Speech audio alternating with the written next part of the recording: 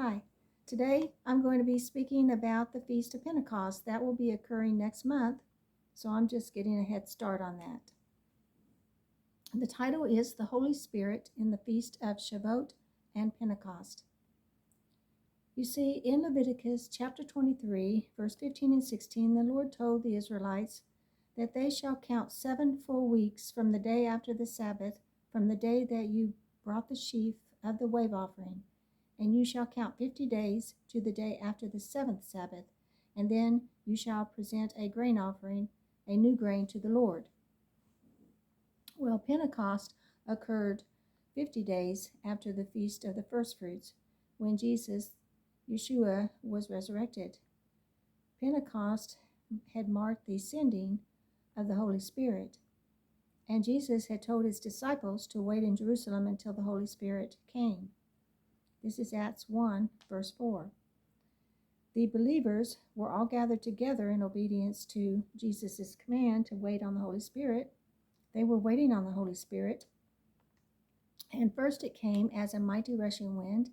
Then as tongues of fire rested on them, they began to speak in another language, proclaiming the mighty works of God. That's Acts 2, verse 1 through 4 and verse 11. The Holy Spirit came to them in power to be his witnesses. Acts 1:8 said, "You shall receive power when the Holy Spirit has come upon you, and you will be my witnesses in Jerusalem, Judea, and Samaria, and to the ends of the earth." The Holy Spirit is also given to those who obey him. Acts 5:32.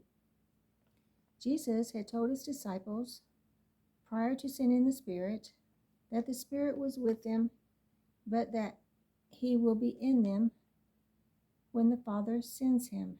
John 14:17.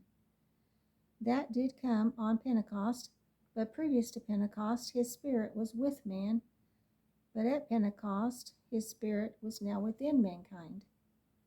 His laws were written on the inside of their hearts as well after the Spirit came on Pentecost, but previous to that, his laws were written on stone and on parchment paper.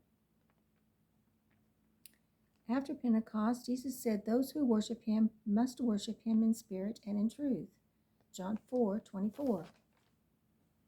See, Pentecost is also known as the Feast of Harvest because that represents the beginning of the gathering of souls. You see, this harvest began with 3,000 souls during Peter's sermon at Pentecost in the book of Acts, chapter 2, 14 through 40. So that pretty much wraps up Pentecost, what it represented for the New Testament, and I wish you shalom.